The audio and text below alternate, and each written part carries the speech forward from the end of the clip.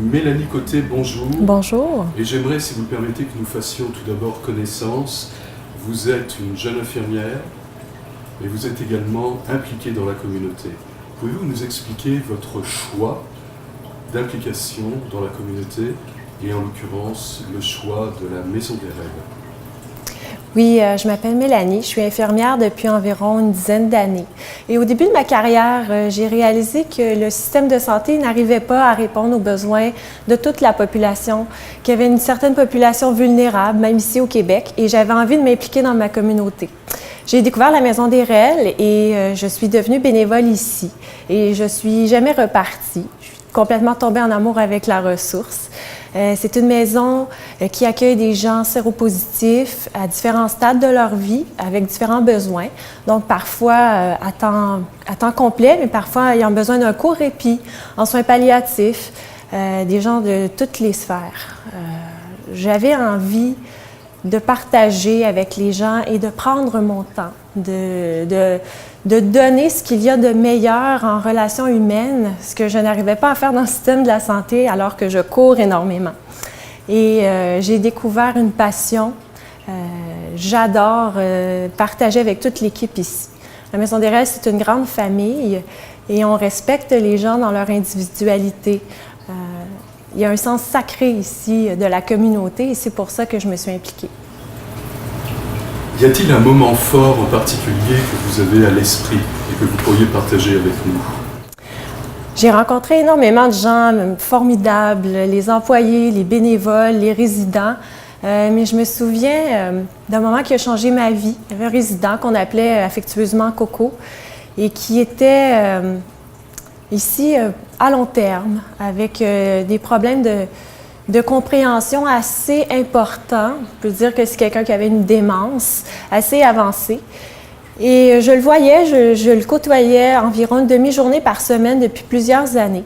Et un jour, son état de santé s'est dégradé. Il est allé à l'hôpital et il était en soins palliatifs. Il est revenu ici à la maison et j'ai continué de le voir un peu plus.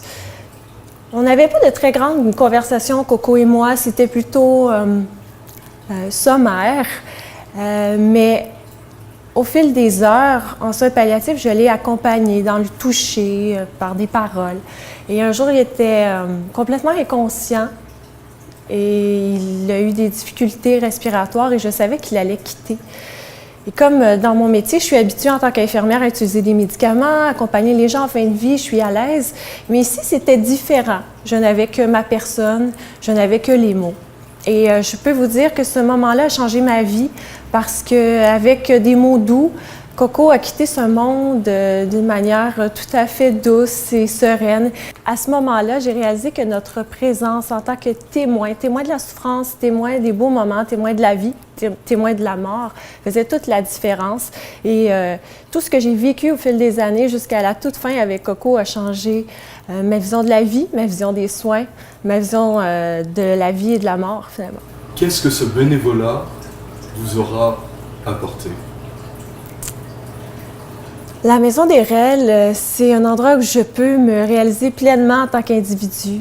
C'est ce lien que j'ai avec la communauté où je peux m'impliquer, faire partie d'une famille et enseigner qu'on doit partager, tendre la main vers son prochain.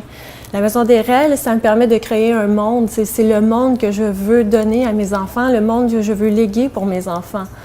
Ça me donne confiance que si on se tient par la main, on peut réaliser quelque chose de très grand. Je suis bénévole sur une base hebdomadaire, environ une demi-journée par semaine, et je sais que c'est pas possible pour chacun de s'impliquer sur une base régulière. Par contre, ce que vous pouvez faire pour nous aider, c'est d'être présent à cet événement qui se tient chaque année pour une levée de fonds pour la Maison des Rêves. Ça s'appelle Un goût pour la vie. Ça a lieu au 3e mercredi du mois d'avril de chaque année. On a besoin de vous.